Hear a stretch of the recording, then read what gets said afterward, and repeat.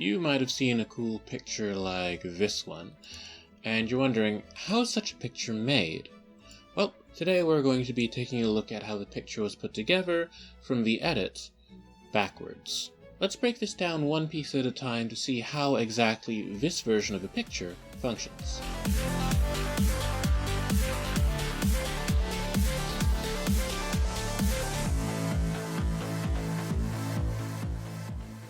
Now you'll notice that this picture is a silhouette.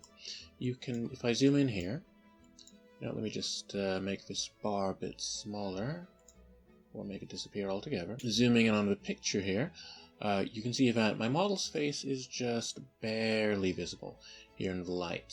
It's very dark, and a good chunk of the reason for that is because of the way that I have the tone curve set up. You'll see here that I didn't use any exposure compensation or anything. I have the black levels set a little bit higher than they would be naturally. So let me just go ahead and reset that. You'll notice how the edges of the image have lightened up a bit. That might actually be a bit preferable, but it's a matter of taste. So you see here I've lightened up the image just a scooch. This tone curve determines how strong the light in certain parts of the pictures is. It's easier... It's better if I were to demonstrate this. So for instance, if I were to pull this part down, notice how that element of the picture got darker. Let me pull that up, it's brighter. If I were to, say, pull this part all the way on the right here down, the very brightest part, this is a bit psychedelic here, but the very brightest parts of the image go down depending on where I'm going. I do like this look, actually. I'm going to render that out because that looks neat. But as you see, if I just keep pulling this down, the darker we go. So now, resetting the tone curve altogether gives you a bit of a flat image. Still a silhouette because of the way that I'd shot it, with a quicker exposure time, but you can see more details in the model's face. If I didn't want to make a silhouette, I would bring this part of the image up to brighten it a bit, so you can see her face a bit more clearly. There's more detail in her dress. And while, again, this is still a very cool look, it's not quite the look that I'd been going for, but let's just set the tone curve back to plain. So now, if I were to eliminate the extra contrast that I'd given to the image, just like so, you see it's a bit plainer now. Eliminate the extra saturation. Again, it's a little bit grayer now. Still a very cool picture, though. So now here, this is kind of where all the magic happened with the colors. In reality, the colors of the lights looked a bit more like this, and if you were there, the scene might have looked a little bit more like this, right? And then, if I were to, just shift over red/blue here, bring the white balance neutral. Overall, in reality, and the other thing too is that I've pastel tones here in RawTherapee. If I were to just down here a scooch, pull that down here a scooch more, all the way off. The picture looks like this. Is that a bad thing? I don't think so. The other thing too that I changed were the Rgb curves.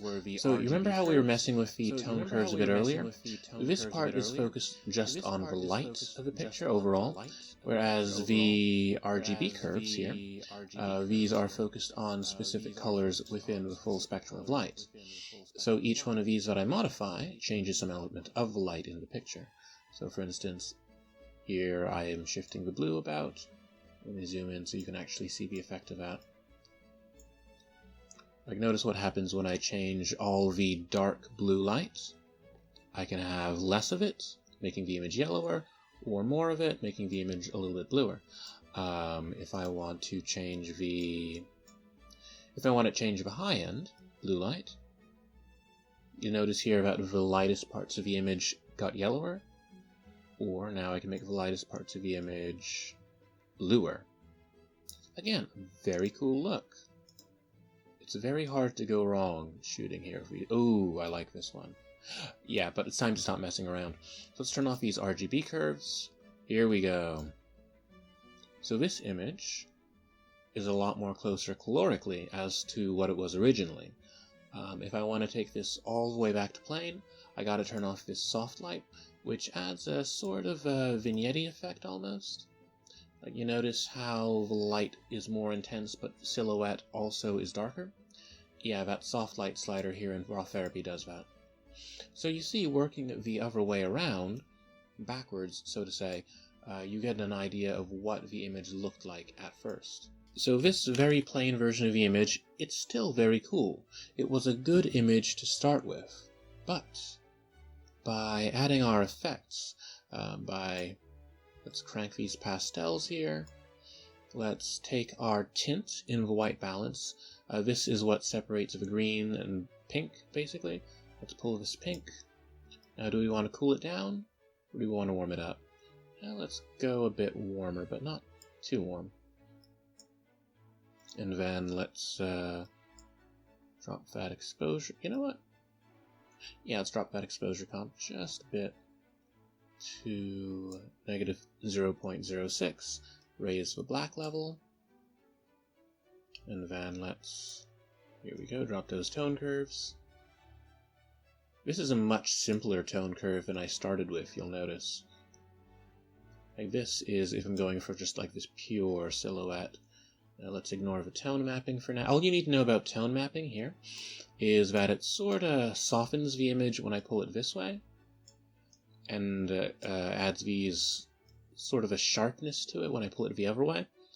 I'll be completely honest, I'm not 100% sure of what tone mapping is supposed to do, but I know what it does, and generally speaking I like to use it to just give a little softness to my pictures. It's especially nice with skin textures, I meant to say. Okay, very cool. Okay, very cool.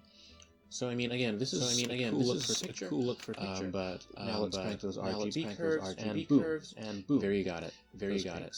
Again, mess around with the RGB curves. You can find something that you like. It is, however, very easy to mess up on a picture that's not a silhouette. Like, part of the reason this whole bold look works for this picture is because I've got these bold elements. Like, it's all about, how can I put this?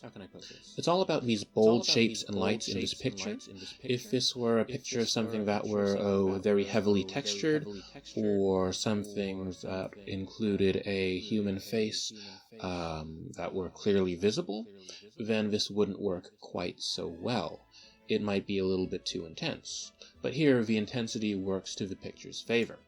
So if you're looking for a good free program to edit your pictures with, I recommend taking a look at RawTherapee. I've been editing my pictures with RawTherapee for a long time, and I have to say, I'm happy with the results. It's completely free to use, and it's available for Mac, Windows, and Linux. It's a fantastic alternative to Adobe Lightroom. So what do you think for this format of showing off how a picture's been edited? Let us know at ThePhotoChan on Twitter and Instagram.